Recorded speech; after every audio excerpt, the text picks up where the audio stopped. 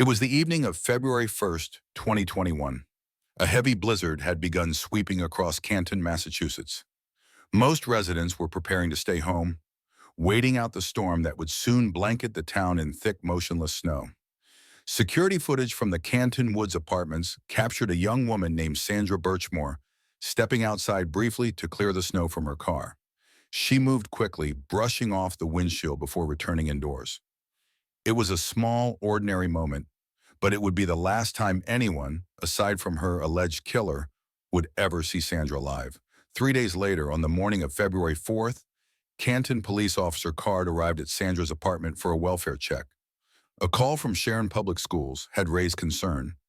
Sandra, a 23-year-old instructional assistant, hadn't shown up for work since the snowstorm. Her absence was unusual. She was reliable, talkative, and always checked in. When officers entered the apartment, they found Sandra lying on her bedroom floor. A strap was wrapped around her neck, attached to a closet door. She had been dead for several days. To those who knew her, the discovery was devastating. Sandra wasn't just another name in a police report. She had deep ties to law enforcement itself. As a teenager, she'd spent 6 years in the Stoughton Police Explorers program, a kind of junior academy for young people interested in a police career. She admired police officers, looked up to them, and had hoped one day to wear the badge herself. Many of the officers now investigating her death had known her since she was a child. But despite those personal connections, their initial assessment was shockingly brief. Officers reported nothing suspicious. The apartment was cluttered but undisturbed. There were no signs of a struggle, no broken furniture, no drag marks. They concluded that Sandra had likely taken her own life. However, as her family later began sorting through her belongings, that conclusion quickly began to unravel. Inside her apartment, everything told a different story. Laundry sat half-finished, wet clothes in the washing machine, another load still in the dryer. Newly purchased items were scattered across the counters, unopened boxes, fresh baby supplies, and a brand new stroller. Sandra had been 3 months pregnant. She was preparing to become a mother. There were baby clothes, onesies, and a glitter-covered sign that read, "Congratulations, you're going to be a father." Attached to it was an ultrasound photo. To her loved ones, it was unthinkable that someone so full of plans would end her own life. Then came another discovery. A favorite necklace of Sandra's, a gold chain with a pink flamingo charm, was found broken. It wasn't the clasp that snapped. It had been yanked apart. Tangled in it was a clump of her hair. Her family immediately reported this to police, insisting something was wrong. Yet despite the broken jewelry, the pregnancy, and the inconsistencies, authorities stood by their initial suicide ruling. The autopsy from the state medical examiner confirmed it. For now, the case was considered closed. But behind the official reports, whispers began to circulate. Whispers about Detective Matthew Farwell of the Stoughton Police Department. Farwell, 38 years old, was married with 3 children. He had also been one of Sandra's instructors in the Explorers program when she was just a teenager. Their connection dated back nearly a decade. When questioned, Detective Farwell admitted to having an affair with Sandra, calling it a mistake that began after a night of drinking. He claimed that they met only a few times afterward, and that their relationship had ended weeks before her death.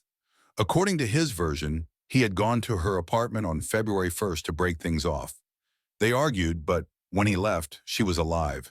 It sounded plausible on paper, but to anyone who knew Sandra, it didn't make sense. Sandra wasn't secretive.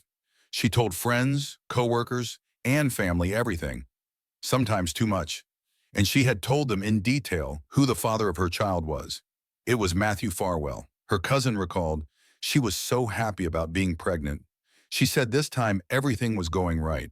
She couldn't wait to be a mom.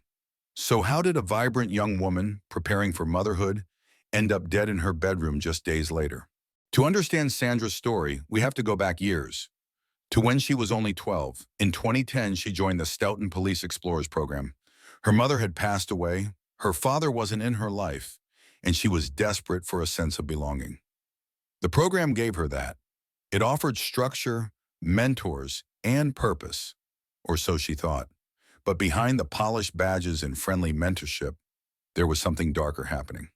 Internal investigations later revealed that multiple officers, including Matthew Farwell, his twin brother, William Farwell, and Deputy Chief Robert Devine, had developed inappropriate, exploitative relationships with Sandra, relationships that began when she was still a minor. By 2021, Sandra had been entangled with these men for years, groomed, manipulated, and emotionally trapped. When the Internal Affairs report was released later that year, it shocked Massachusetts. The police chief himself admitted publicly that Sandra had been failed, manipulated, and used by people she trusted most, men sworn to protect her. Despite overwhelming moral outrage, no criminal charges were filed. Meanwhile, Sandra's family refused to accept the official story. They hired Dr. Michael Budden, a renowned forensic pathologist, to review the autopsy. His findings contradicted the state's report completely. According to Dr. Budden, Sandra's cause of death wasn't hanging. It was manual strangulation. The manner of death was homicide. Two additional independent examiners reviewed the same evidence and reached the same conclusion. Sandra had been killed. It was only after federal investigators, not local police, took over the case that the truth began to surface. The FBI uncovered over 32,000 text messages between Sandra and Matthew Farwell in the year leading up to her death.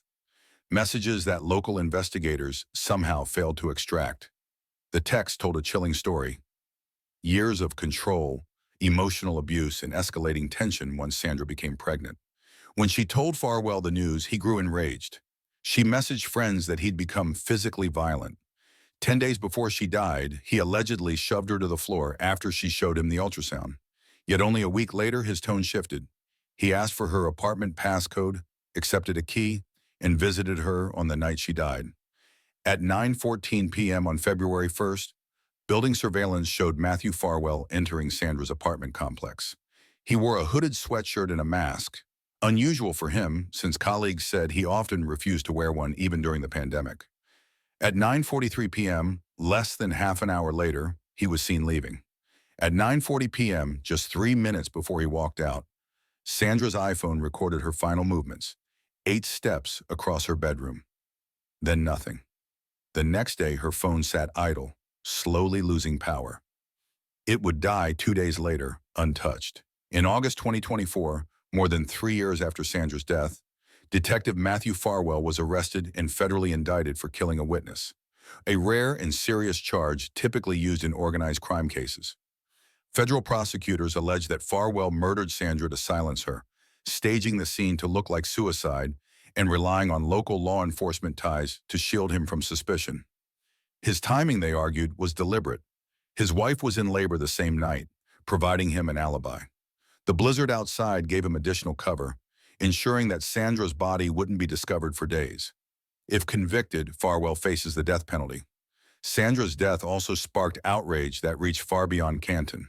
It exposed long-standing corruption and misconduct within police explorer programs nationwide, programs meant to mentor youth, not prey upon them. The Stoughton Police Department eventually disbanded its explorers program altogether. But for Sandra's loved ones, it was far too late. In 2022, her family filed a wrongful death lawsuit against the town of Stoughton, alleging that years of negligence and abuse by officers led directly to Sandra's murder. They argued that while she may have been vulnerable, she wasn't suicidal. She was full of plans, excitement, and hope. Her life was taken by the very people she had trusted to protect her. As the case gained media attention, connections were drawn between Sandra's death and other controversial cases in the region, including the Karen Reed trial, in which protesters accused Canton police of corruption and cover-ups. Both investigations involved overlapping officers in the same district attorney's office, fueling public outrage and renewed calls for accountability. The tragic and harrowing case of Sandra Birchmore is more than just a single instance of alleged murder. It is a profound indictment of a systemic failure in the very institutions sworn to protect.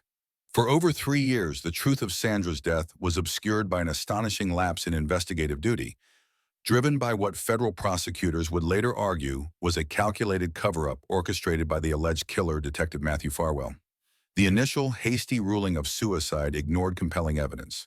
A broken necklace, signs of a physical struggle, the victim's advanced pregnancy, and her palpable excitement about motherhood. This dismissal was not just negligent. For Sandra's family, it felt like a betrayal enabled by the very law enforcement network Sandra had admired and aspired to join. The revelation that she was allegedly murdered by manual strangulation, not hanging, according to independent forensic pathologists, finally pierced the official narrative, forcing the case back open under the jurisdiction of the FBI. The indictment of Farwell on federal charges of killing a witness underscores the severity of the alleged act, a brutal attempt to silence a young woman and conceal years of exploitation that began when she was just a minor in a police mentorship program. This case, now tied to broader accusations of corruption in the region, has become a rallying cry for accountability, exposing the dark side of unchecked power within law enforcement and serving as a devastating reminder of the ultimate cost when trust is shattered by those who wear the badge. It is a story not just of a death, but of a stolen life, whose final chapter is now being written in a federal courtroom, seeking justice not only for Sandra, but for all those failed by the system. Today, the story of Sandra Birchmore stands as a haunting reminder of what happens when power, trust, and silence collide. She was a young woman searching for belonging, for guidance, for love, and instead found betrayal at the hands of those sworn to serve and protect. Her case has forced an uncomfortable question. When those entrusted with justice become the perpetrators, who is left to deliver the truth? Sandra's family continues to fight, demanding full accountability. And as more details surface, it's clear that the story of Sandra Birchmore is not only about one woman's tragic death, it's about a broken system that allowed it to happen. If you found this story important, please take a moment to like this video, share it, and subscribe for more true stories that deserve to be heard. Justice for Sandra Birchmore is still unfolding, and the world needs to keep watching.